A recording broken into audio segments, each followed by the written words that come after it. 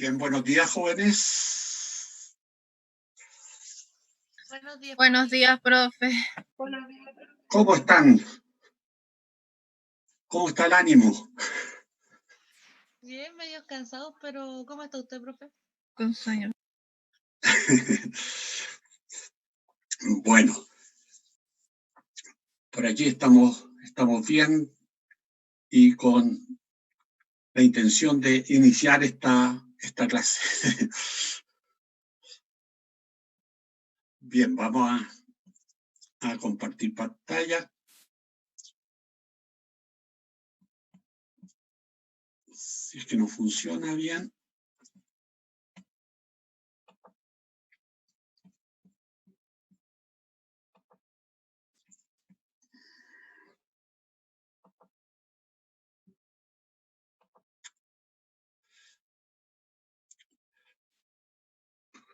Está un poco corrida, pero vamos a bajarla.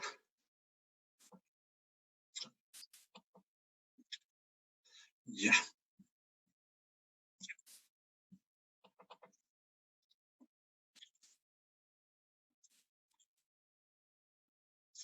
¿Se ve la pantalla? ¿El Power? Sí, profesor. Bien. Como les señalé al término de la clase pasada, vamos a entrar al tercer derecho del grupo de derechos que se denomina de la seguridad jurídica. Ya vimos el primer derecho, que era la igualdad ante la ley. Luego vimos la igualdad en el ejercicio de los derechos, ¿cierto?, con el análisis también del derecho a la jurisdicción y al debido proceso, ¿cierto? Y ahora vemos la libertad personal y la seguridad individual, ¿no? Dentro de esta perspectiva, y como lo hemos hecho en forma permanente, analizaremos primero todo lo que son las fuentes de este derecho. Y dentro de esas fuentes, lo primero que tenemos que considerar siempre es la disposición constitucional que asegura este derecho a todas las personas. Y este es el artículo 19, número 7 de la Constitución. En efecto, este artículo 19, número 7, asegura a todas las personas el derecho a la libertad personal y a la seguridad individual. En consecuencia, dice el texto, toda persona tiene derecho a residir y permanecer en cualquier lugar de la República, trasladarse de uno a otro y entrar y salir de su territorio a condición de que se guarden las normas establecidas en la ley y salvo siempre el perjuicio de terceros.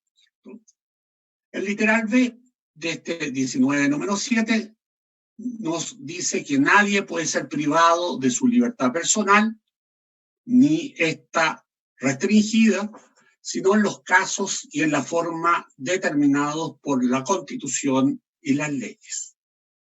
El literal C nos agrega que nadie puede ser arrestado o detenido sino por orden de funcionario público expresamente facultado por la ley y después que dicho orden le sea intimada en forma legal. Sin embargo, podrá ser detenido el que fuere sorprendido en delito flagrante con el solo objeto de ser puesto a disposición del juez competente dentro de las 24 horas siguientes. Si la autoridad hiciera arrestar o detener a alguna persona, deberá, dentro de las 48 horas siguientes, dar aviso al juez competente, poniendo a su disposición al afectado. El juez podrá, por resolución fundada, ampliar este plazo hasta por 5 días y hasta por 10 días en el caso de que se investiguen hechos calificados por la ley como conducta terrorista. El literal D nos señala que nadie puede ser arrestado o detenido sujeto a prisión preventiva o preso sino en su casa o en lugares públicos destinados a este objeto. Los encargados de las prisiones no pueden recibir en ellas a nadie en calidad de arrestado, detenido, sujeto a prisión preventiva o preso, sin dejar constancia de la orden correspondiente emanada de autoridad que tenga facultad legal en un registro que será público. Ninguna incomunicación puede impedir que el funcionario encargado de la casa de detención visite al arrestado o detenido, procesado o preso que se encuentre en ella. Este funcionario está obligado siempre que el arrestado o detenido lo requiera a transmitir al juez competente la copia de la orden de detención o a reclamar para que se le dé dicha copia o a dar el medio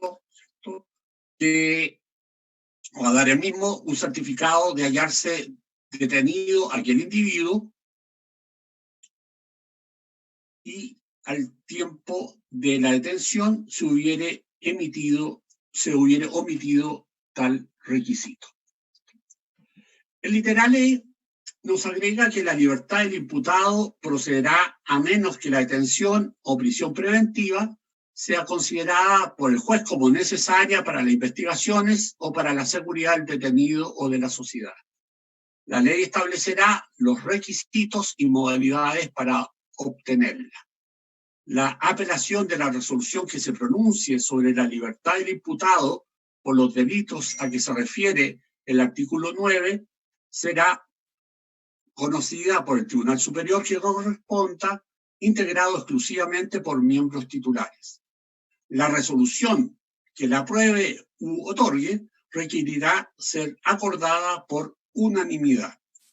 Mientras dure la libertad, el imputado quedará siempre sometido a las medidas de vigilancia que la autoridad contemple. Podemos también señalar en este plano que el literal F nos señala que las causas criminales no se podrá obligar al imputado o acusado a que declare bajo juramento sobre hecho propio y tampoco podrán ser obligados a aclarar en contra de sus ascendientes, descendientes, cónyuge y demás personas que según los casos y circunstancias señale la ley. El literal G agrega que no podrá imponerse la pena de confiscación de bienes sin perjuicio del comiso en los casos establecidos por las leyes, pero dicha pena será procedente respecto de las asociaciones ilícitas. Y el literal H nos señala que no podrá aplicarse como sanción la pérdida de los derechos previsionales.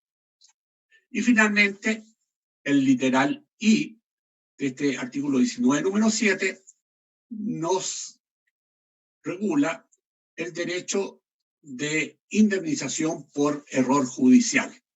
Y nos dice que una vez dictado sobreseimiento definitivo o sentencia absolutoria, el que hubiere sido sometido a proceso o condenado en cualquier instancia por resolución que la Corte Suprema declare injustificadamente errónea o arbitraria, tendrá derecho a ser indemnizado por el Estado de los perjuicios patrimoniales y morales que haya sufrido. La indemnización será determinada judicialmente en procedimiento breve y sumario y en él la prueba se apreciará en conciencia. Señalado esto, ¿cierto? Y aquí tenemos todo el texto del artículo 19, número 7, ¿cierto? De la Constitución, ¿cierto? Que considera desde los literales A hasta el literal I, ¿cierto? Podemos pasar a la segunda fuente, ¿cierto? De este derecho a la libertad personal y a la seguridad individual. La segunda fuente es, en este sentido, la Convención Americana de Derechos Humanos en su artículo 7º, referente precisamente al derecho a la libertad personal.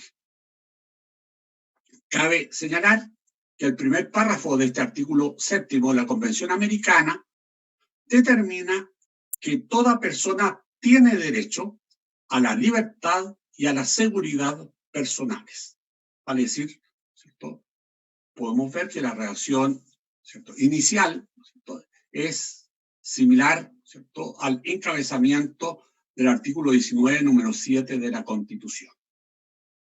El segundo numeral nos dice que nadie puede ser privado de la libertad física, salvo por las causas y en las condiciones fijadas de antemano por las constituciones políticas de los Estados partes o por las leyes dictadas de conformidad a ella. Podemos, a su vez, agregar que nadie puede ser sometido a detención o encarcelamiento arbitrario. Toda persona detenida o retenida debe ser informada de las razones de su detención y notificada sin demora del cargo o los cargos formulados contra ella. Toda persona detenida o retenida debe ser llevada sin demora ante un juez u otro funcionario autorizado por la ley para ejercer funciones judiciales y tendrá derecho a ser juzgado dentro de un plazo razonable o a ser puesto en libertad, sin perjuicio de que continúe el proceso. Su libertad podrá estar condicionada a garantías que aseguren su comparecencia en juicio. El párrafo 6º de este artículo 7º de la Convención Americana nos dice además que toda persona privada de libertad tiene derecho a recurrir ante un juez o tribunal competente a fin de que éste decida sin demora sobre la legalidad de su arresto o detención y ordene su libertad si el arresto o la detención fueren ilegales. En los Estados partes cuyas leyes prevén que toda persona que se viera amenazada de ser privada de su libertad tiene derecho a recurrir a un juez o tribunal competente a fin de que éste decida sobre la legalidad de tal amenaza. Dicho recurso no puede ser restringido ni abolido. Los recursos podrán interponerse por sí o por otra persona. El párrafo 7º nos señala que nadie será detenido por deudas. Este principio no limita los mandatos de autoridad judicial competente dictados por incumplimiento de deberes alimentarios. Y este artículo 7º de la Convención Americana de Derechos Humanos tenemos a su vez que armonizarlo con el artículo 22 de la Convención Americana también de Derechos Humanos, que se refiere a lo que en nuestro artículo 19, número 7, trata en el literal A de dicho artículo, que es el derecho de libertad ambulatoria y que la Convención Americana denomina derecho de circulación y de residencia.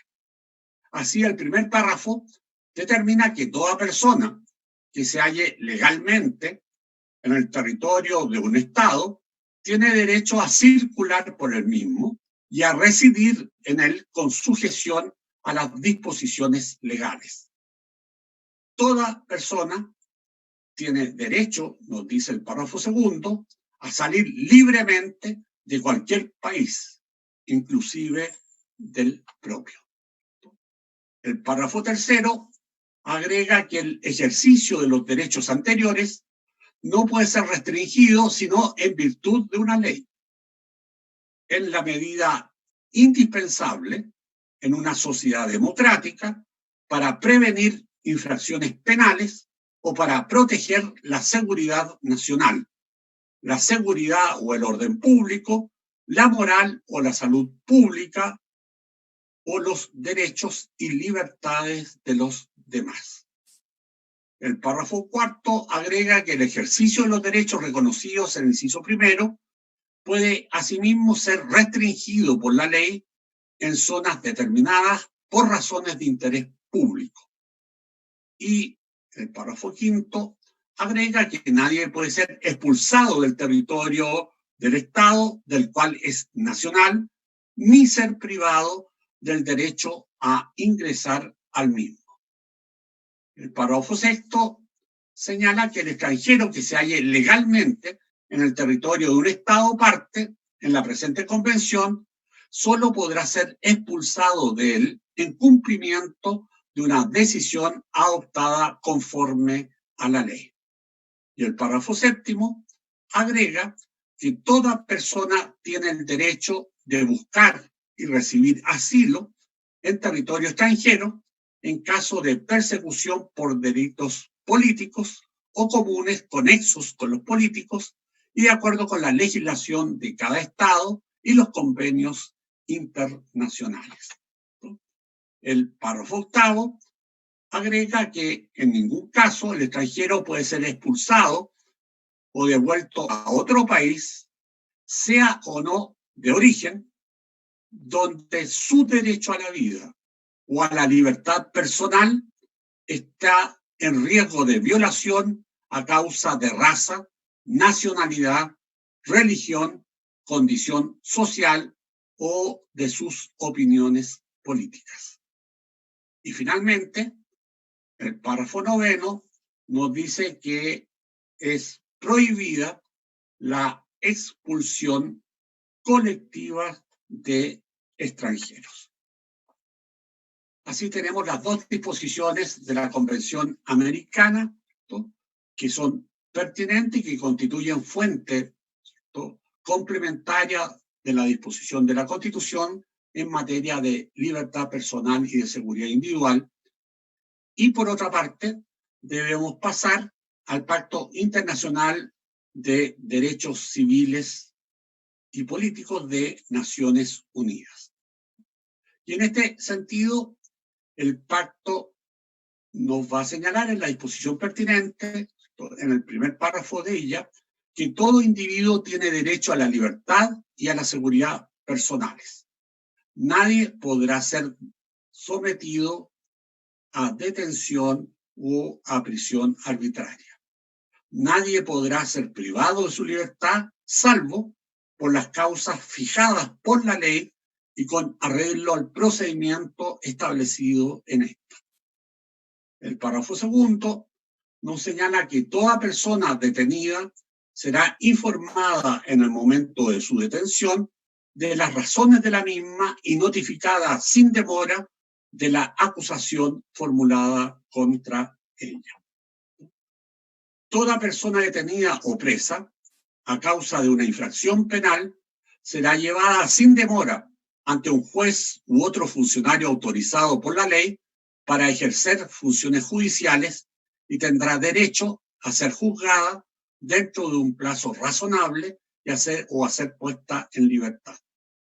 La prisión preventiva de las personas que hayan de ser juzgadas no debe ser la regla general, pero su libertad podrá estar subordinada a garantías que aseguren la comparecencia del acusado en el acto del juicio o en cualquier momento de las diligencias procesales y, en su caso, para la ejecución del fallo.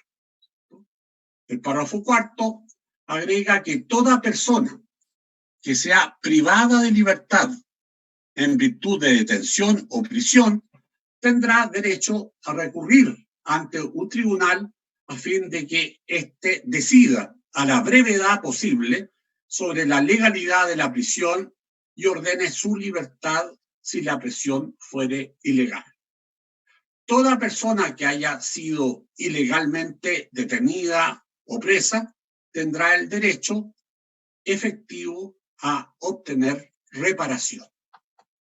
A su vez, el artículo 10 también del Pacto Internacional de Derechos Civiles y Políticos, ¿no?, nos señalará que toda persona privada de libertad será tratada humanamente y con el respeto debido a la dignidad inherente al ser humano. El párrafo segundo, que tiene algunos literales, nos señala en el literal A que los procesados estarán separados de los condenados, salvo en circunstancias excepcionales, y serán sometidos a un tratamiento distinto, adecuado a su condición de personas no condenadas.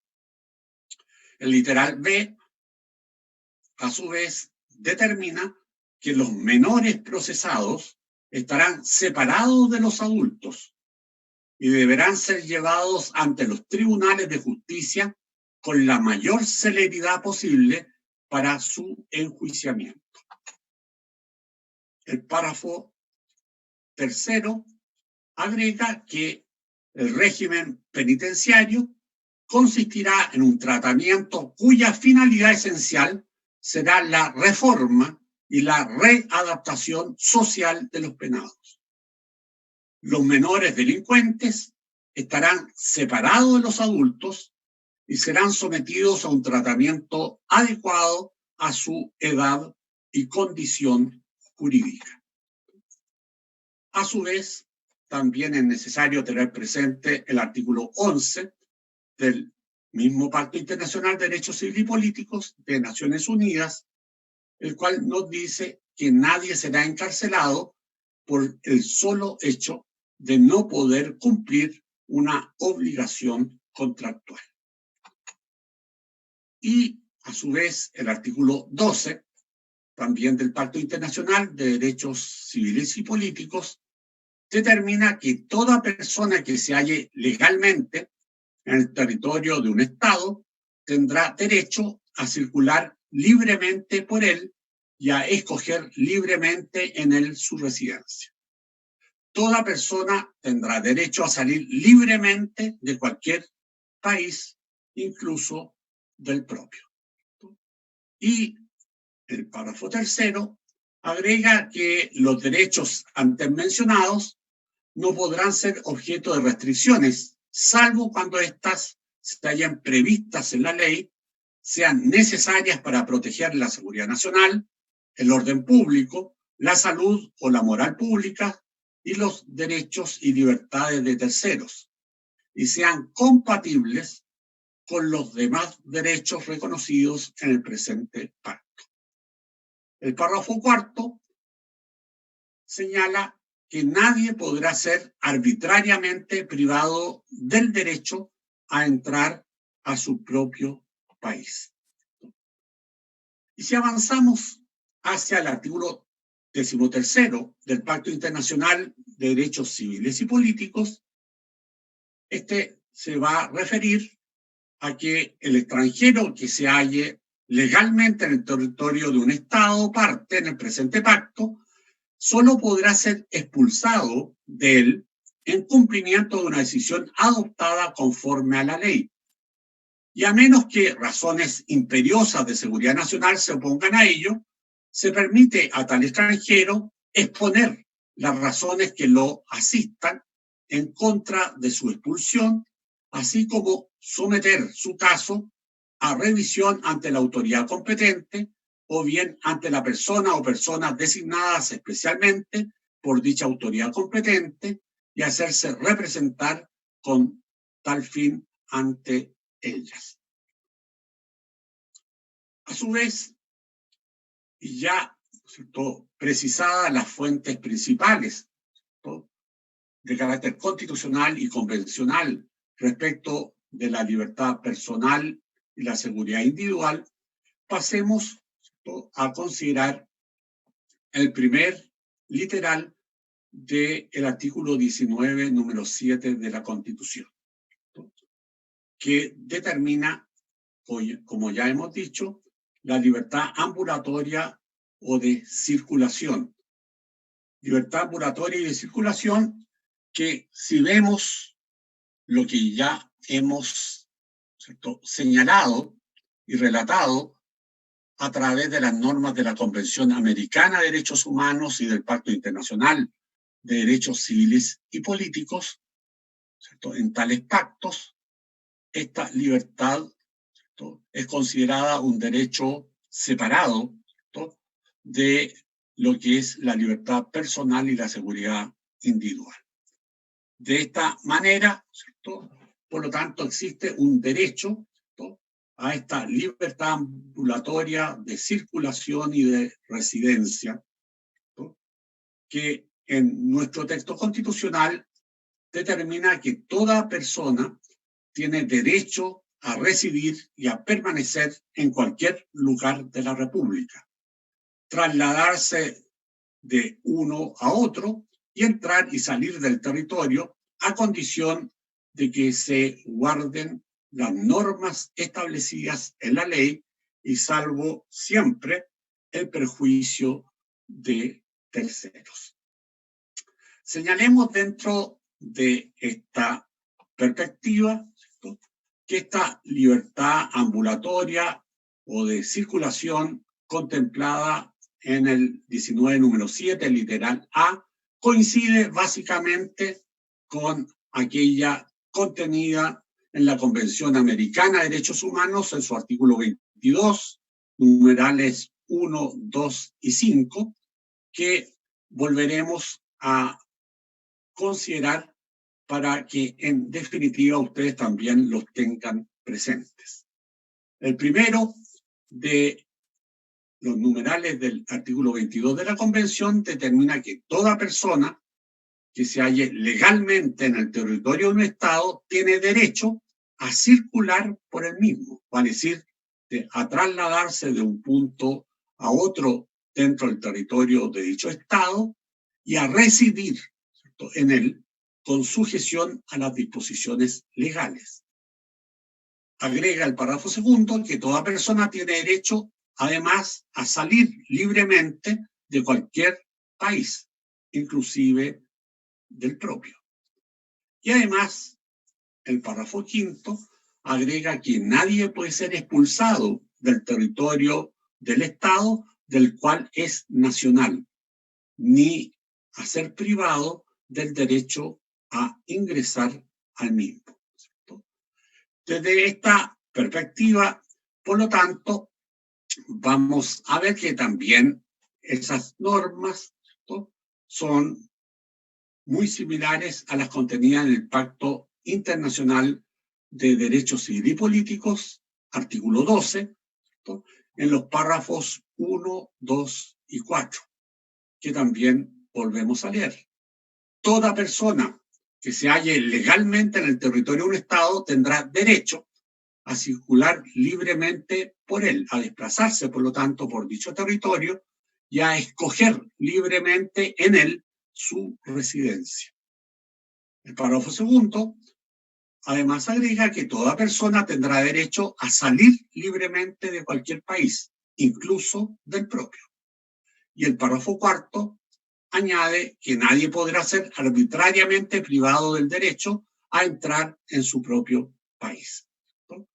Por lo tanto, en este sentido, la disposición constitucional del artículo 19, número 7, el subliteral A, es concordante, ¿no?, con las disposiciones de la Convención Americana y del Pacto Internacional de Derechos Civiles y Políticos. Dentro de esta perspectiva, lo que sí podemos señalar, ¿no?, es que la redacción de las normas de los tratados considerados, ¿no?, es distinta, ¿no?, porque obviamente una es una disposición constitucional que está establecida para regular, ¿no?, a las personas que se encuentran dentro de su territorio, mientras que las disposiciones de ambas convenciones están formuladas en términos generales para abarcar, ¿cierto?, a todos los estados que son parte de la respectiva convención, ¿no? Y en tal sentido, por lo tanto, ¿cierto?, se habla de que toda persona que se halle legalmente en el territorio de un estado tiene derecho a circular libremente por él, ¿cierto?, por lo tanto, a desplazarse dentro de dicho territorio sin obstáculos y al mismo tiempo a residir, ¿cierto?, libremente en el lugar, ¿cierto?, en que haya escogido. A su vez, se determina que toda persona tiene derecho a salir libremente de cualquier país, ¿cierto?, incluso del propio.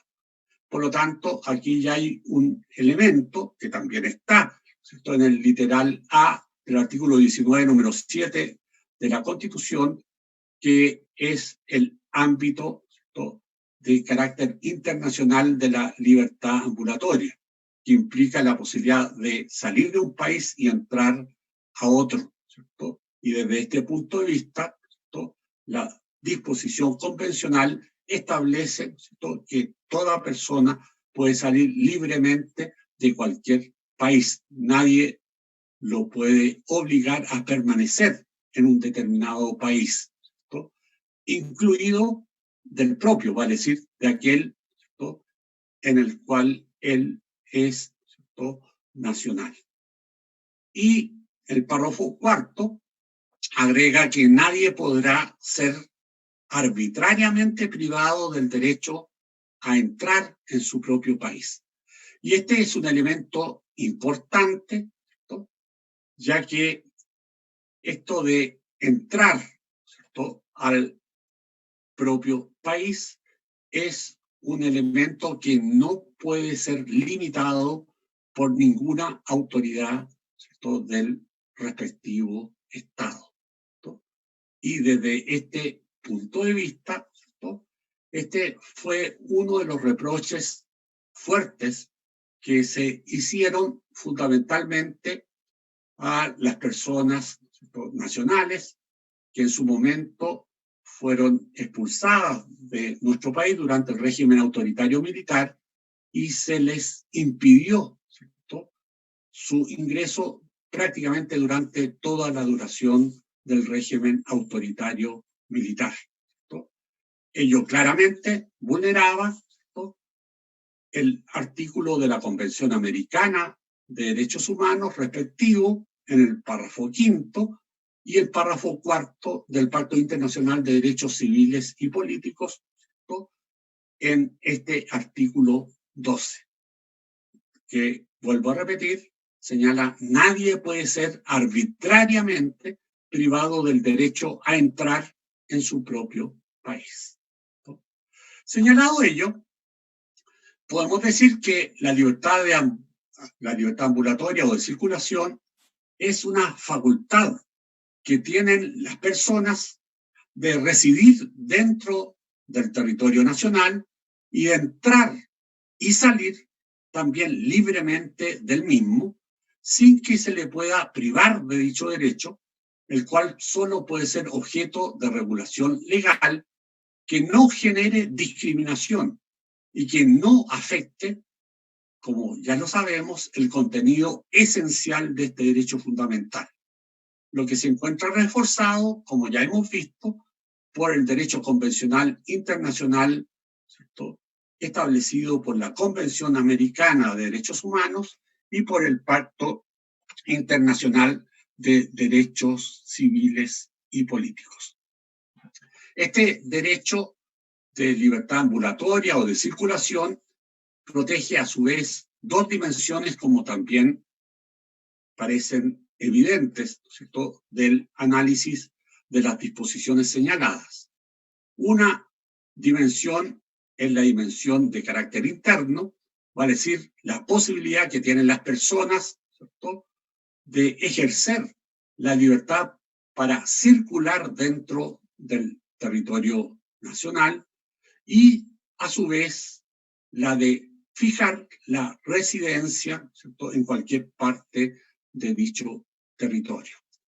Y otra, ¿cierto?, dimensión es la dimensión externa, ¿cierto?, vale decir, la que determina, ¿cierto?, la posibilidad de entrar y salir libremente del territorio nacional, ¿cierto?, ajustado, por lo tanto, ¿cierto?, a las normas legales, ¿cierto?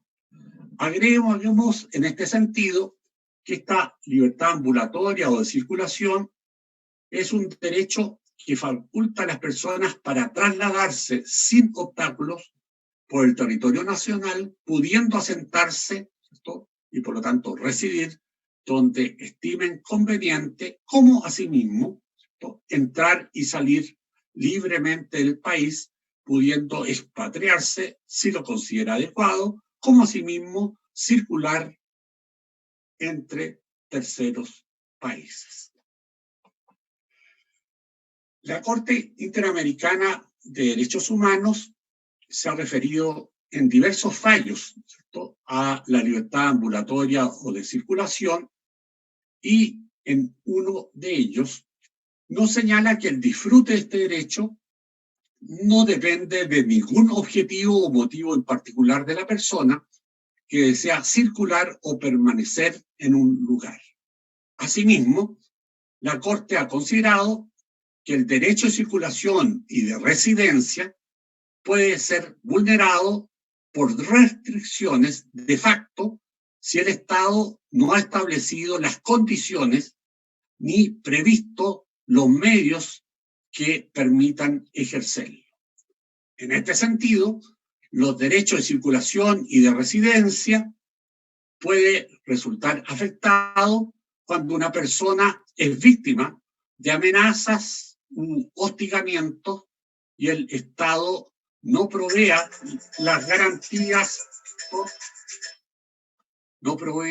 las garantías necesarias para que pueda transitar y residir libremente en el territorio de que se trata, incluso cuando las amenazas, ¿cierto?, y hostigamientos provienen de actores no estatales.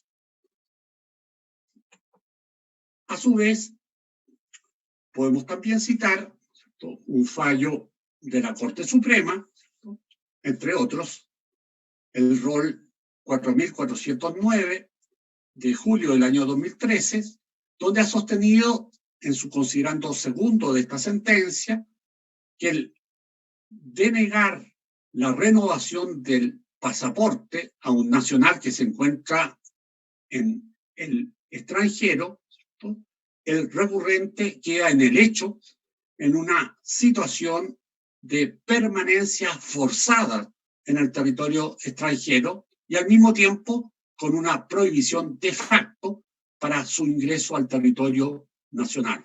En suma, sujeto a un virtual arraigo absolutamente anómalo.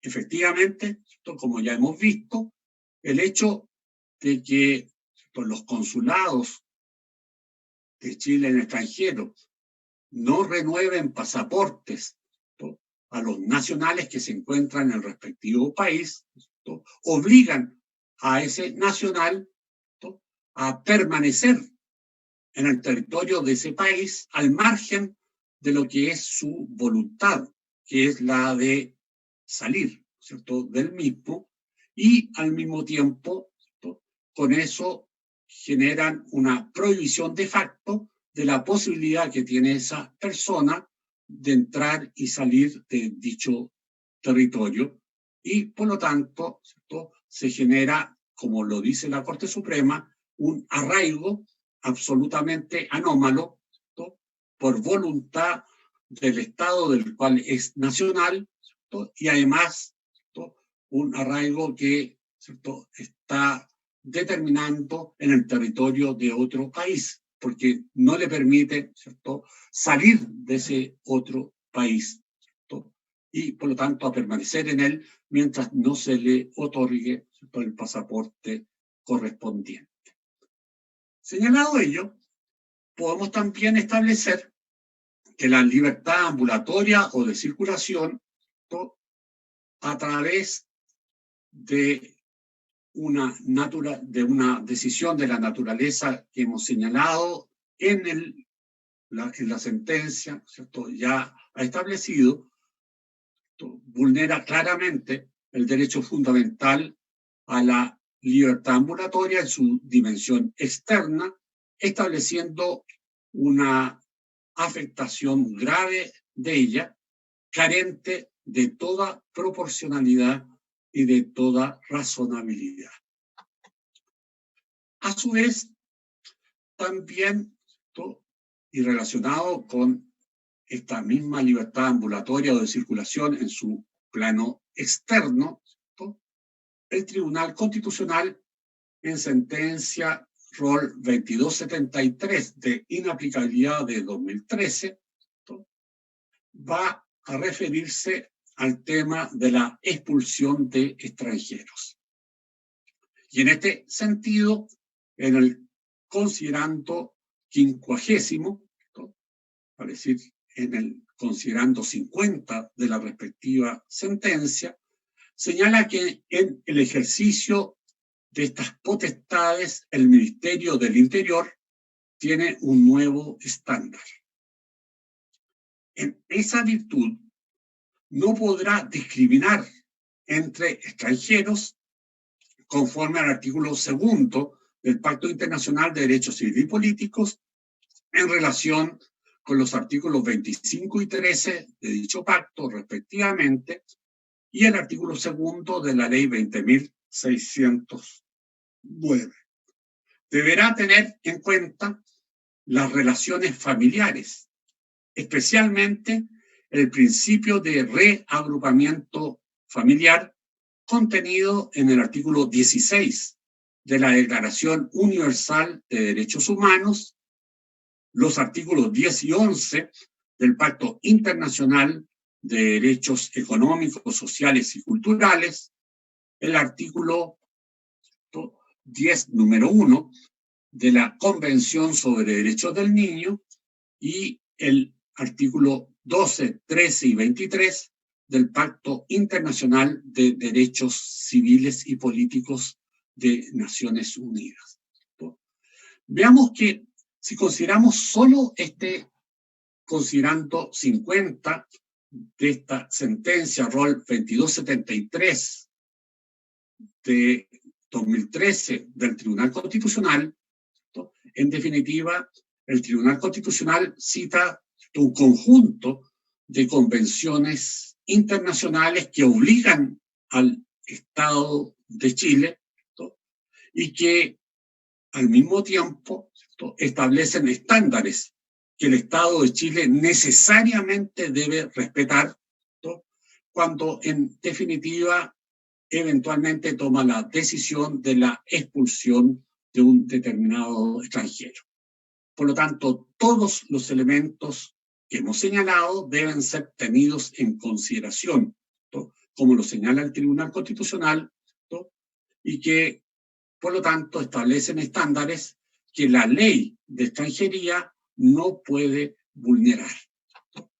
Agreguemos al mismo tiempo que, como dice el Tribunal Constitucional, deberá atender a las persecuciones por motivos políticos o aquellas que pongan en riesgo la vida y la integridad física y psíquica del extranjero, conforme determina el artículo 22, párrafo 8 de la Convención Americana de Derechos Humanos.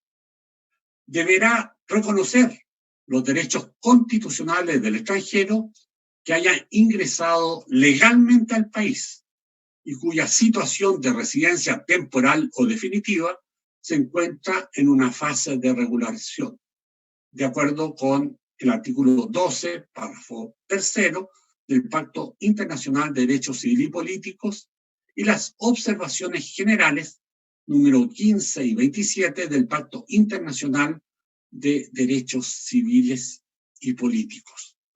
Y, finalmente, que el propio artículo 19, número 7, no apodera al Estado a configurar reglas que diferencien radicalmente en el ejercicio del derecho de circulación y de residencia del extranjero, salvo su estricto apego al cumplimiento de los requisitos legales de general aplicabilidad a toda persona.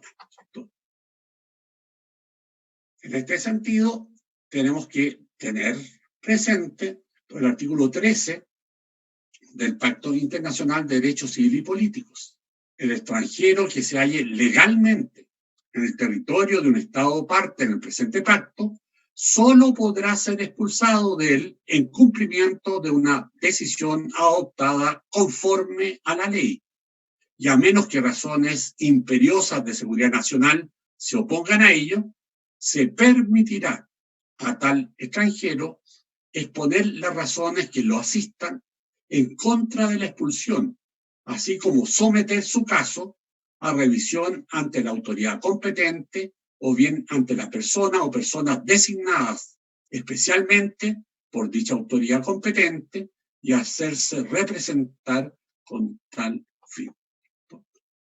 Y volvamos a señalar lo que determina el artículo 22 de la Convención Americana de Derechos Humanos en el parágrafo 8º, citado también por la sentencia del Tribunal Constitucional.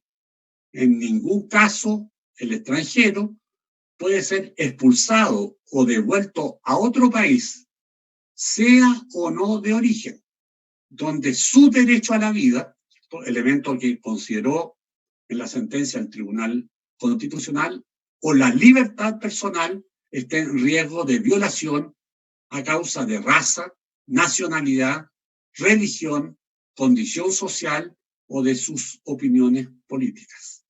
En todo caso, el extranjero que se encuentra legalmente en el territorio de un Estado parte, de acuerdo al artículo 22, párrafo 6º, solo puede ser expulsado de él en cumplimiento de una decisión adoptada conforme a la ley. Y también recordemos el parágrafo 9º del artículo 22 de la Convención Americana, el cual señala que el catálogo de disposiciones garantistas sobre la materia comprende también la prohibición de la expulsión colectiva de extranjeros.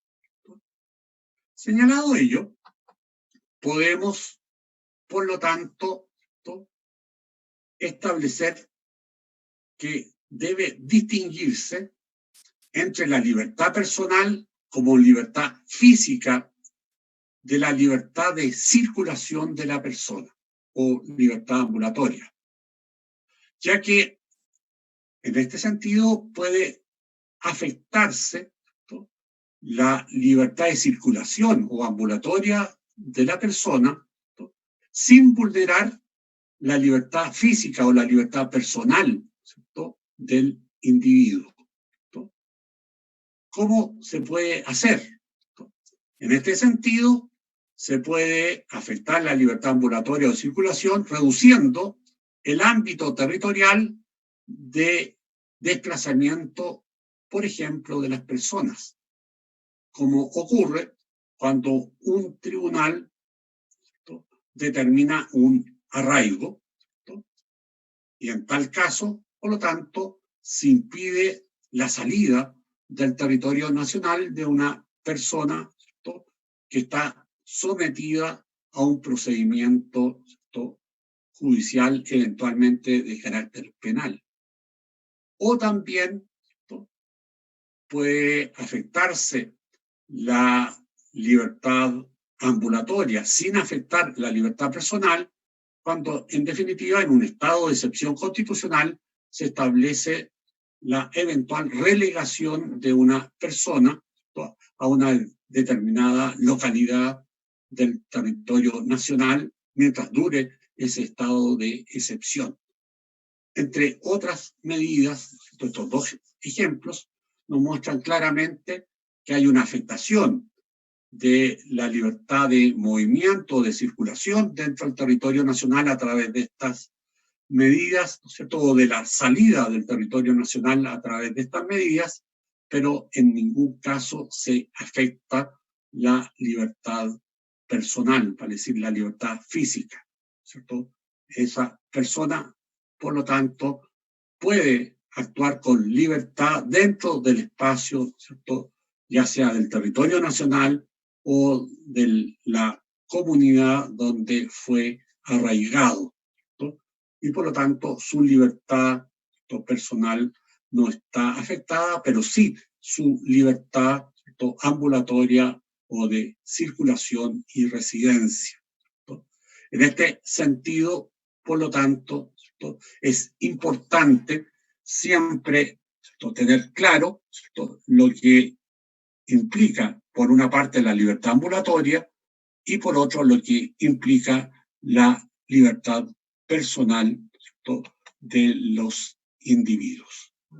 Por lo tanto, podemos pasar al análisis de la libertad personal. En este sentido, el derecho a la libertad personal implica, ¿cierto?, el respeto de la libertad física que impide que puedan realizarse privaciones o restricciones de la libertad de la persona que sean ilegítimas o arbitrarias, o que hagan impracticable o dificulten más allá de lo razonable, ¿no?, el ejercicio de esta libertad personal. Señalemos, a su vez, ¿no?, que además de la libertad personal, se habla de la seguridad individual. En este sentido, el derecho a la seguridad individual debe ser entendido a su vez como un derecho distinto de la libertad personal, aplicando la regla hermenéutica de otorgar un efecto útil a las normas constitucionales y también de los tratados internacionales de derechos fundamentales. Debe entenderse en tal sentido que la seguridad individual es la protección y garantía otorgada por el ordenamiento jurídico, tanto nacional como internacional de los derechos humanos, respecto de la libertad personal de carácter físico, como también de la libertad ambulatoria o de circulación en su caso.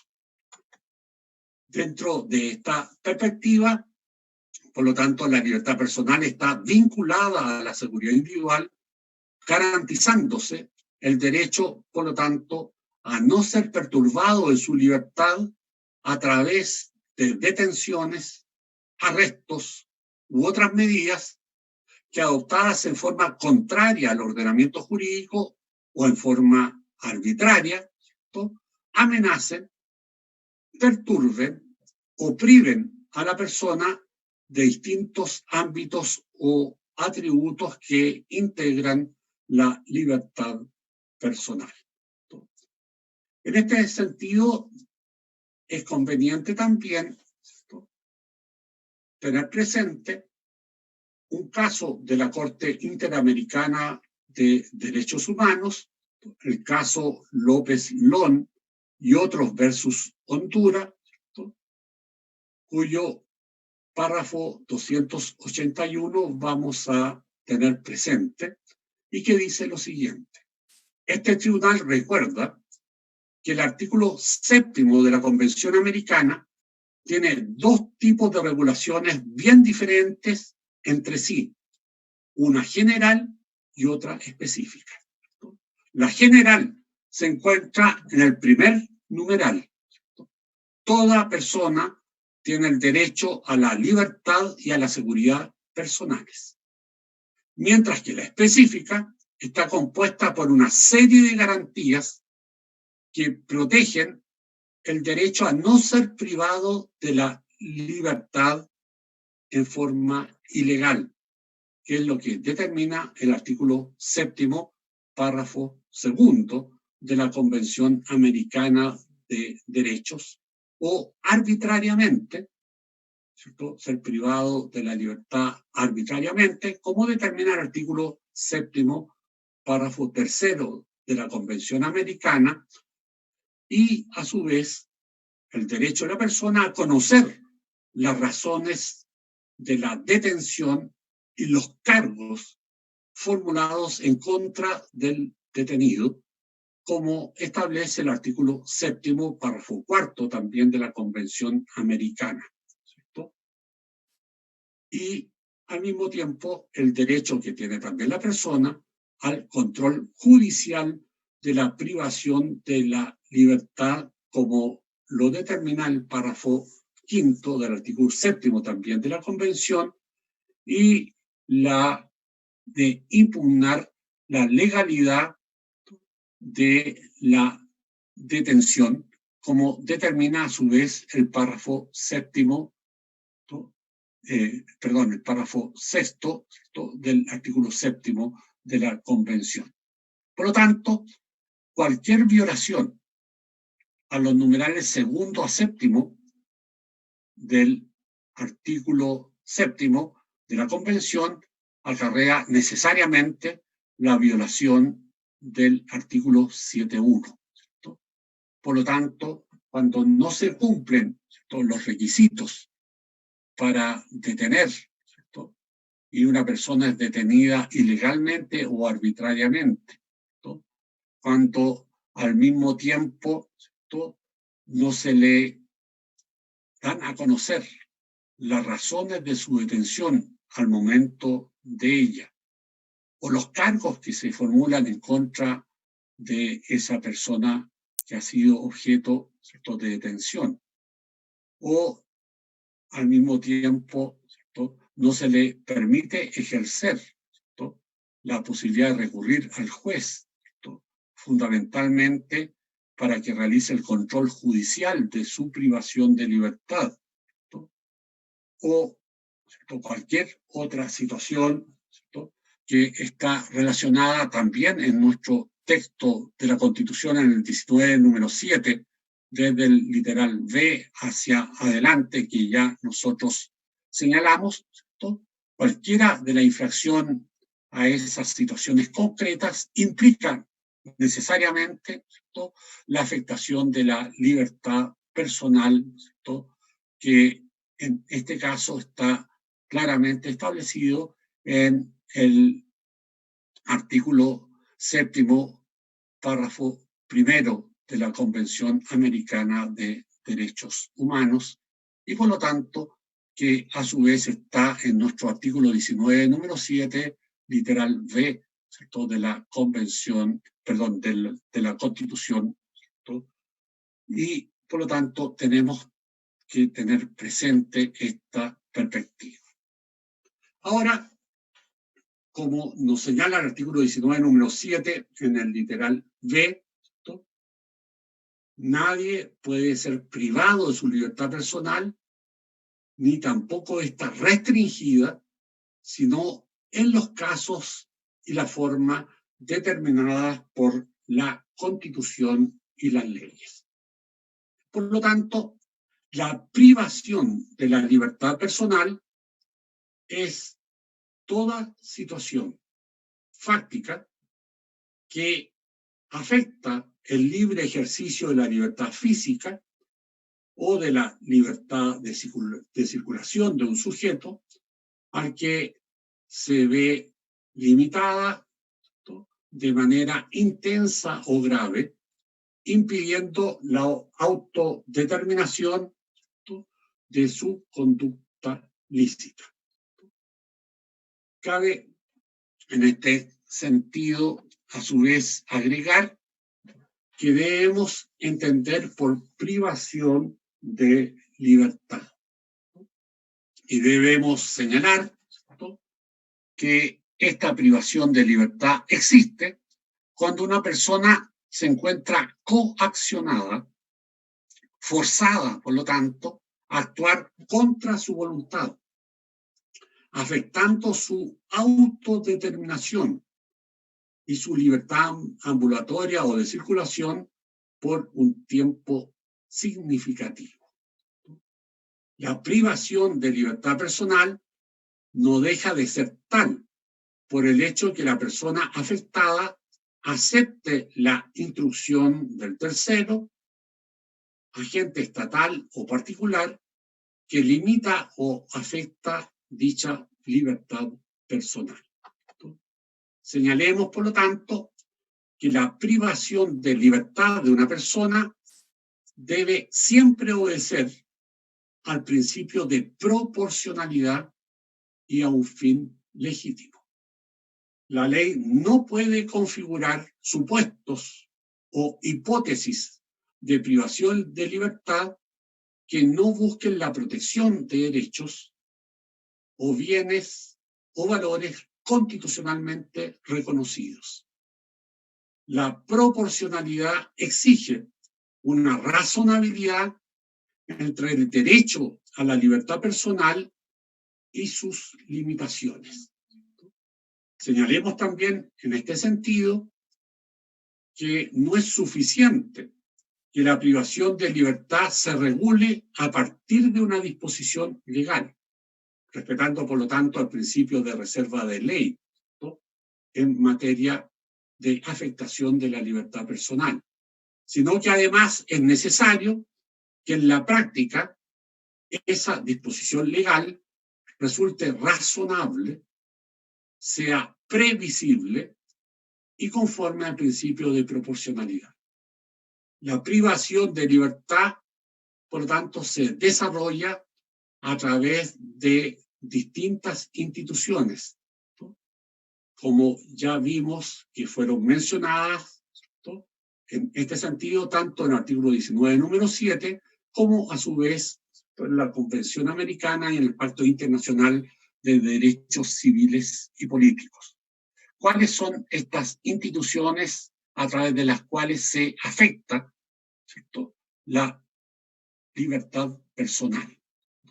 En este sentido, ellas son todas aquellas en que se priva de la libertad a la persona, y dentro de ellas encontramos las detenciones, los arrestos, las medidas cautelares, como puede ser la prisión preventiva o el arresto domiciliario, y finalmente las penas de prisión, ¿no?, es decir, el cumplimiento de una pena privativa de libertad. Por lo tanto, tengamos presentes, ¿no?, que esta privación de libertad se concreta a través de detenciones, arrestos, medidas cautelares como es la prisión preventiva, el arresto domiciliario o las penas de prisión que son emitidas por el Tribunal Penal correspondiente. Señalemos finalmente, ¿cierto?, para terminar lo que es la presentación de esta primera hora de clase, ¿cierto?, que el legislador, al configurar privaciones de la libertad personal distintas de la detención por motivos penales, debe respetar siempre que dicha disposición legal tenga por finalidad la protección de valores, bienes o derechos constitucionalmente reconocidos. Que la medida tenga un adecuado nivel de determinación que no genere inseguridad sobre la forma o el modo de aplicación concreta y que no incurra en falta de proporcionalidad. Vamos, por lo tanto, a suspender aquí la presentación que estamos desarrollando en materia, ¿no?, de libertad ambulatoria y de libertad personal, y como siempre dejamos unos minutos para que eventualmente ustedes puedan hacer, ¿no?, las consultas que estimen pertinentes, ¿no?, plantear sus dudas, ¿no?, y también eventualmente, si así lo estiman, ¿no?, los comentarios que ustedes quieran realizar sobre las materias que hemos analizado en esta primera sesión. Se ofrece la palabra a quien quiera intervenir.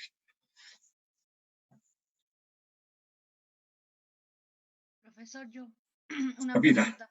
¿sí? Sí, que usted habló de que en el artículo 19, en el literal H, de derechos previsionales, pero ¿en qué sentido habla de derechos previsionales en esa parte? Sí, esa es una disposición que la vamos a ver más tarde, digamos, ¿cierto? O sea, no hoy día, sino que seguramente en las sesiones de mañana, porque realmente es una norma, digamos, que no corresponde, ¿cierto?, al tema que estamos analizando, que es la libertad personal y la seguridad individual. Sin embargo, el constituyente la puso en ese literal H sin que tenga ninguna relación con el contenido, ¿cierto?, de los bienes jurídicos que están siendo objeto de análisis, ¿cierto?, que es la libertad ambulatoria o la libertad personal.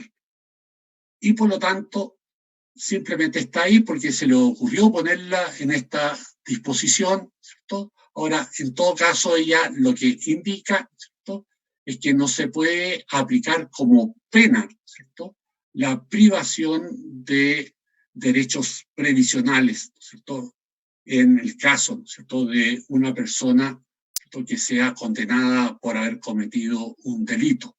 ¿Y por qué es ello?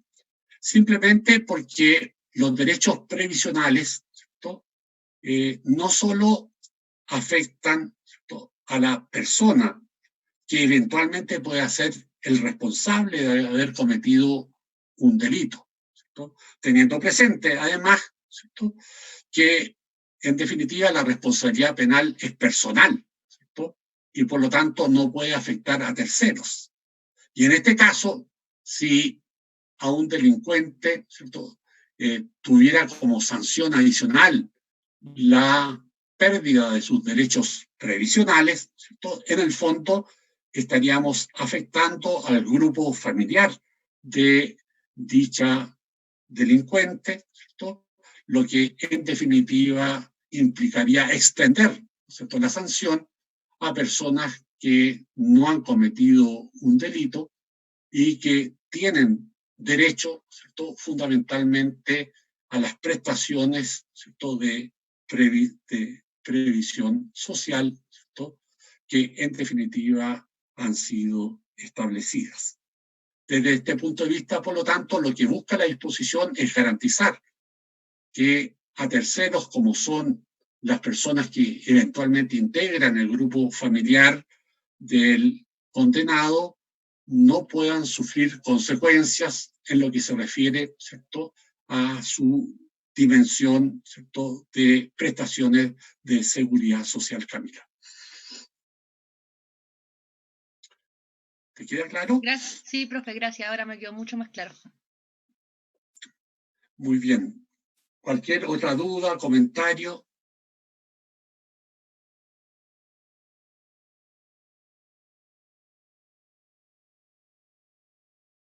Bien, si no la hay, quedamos, son 10 para las 11 de la mañana, por lo tanto, dejamos 15 minutos de descanso y a las 11:05 retomamos, por lo tanto, la sesión.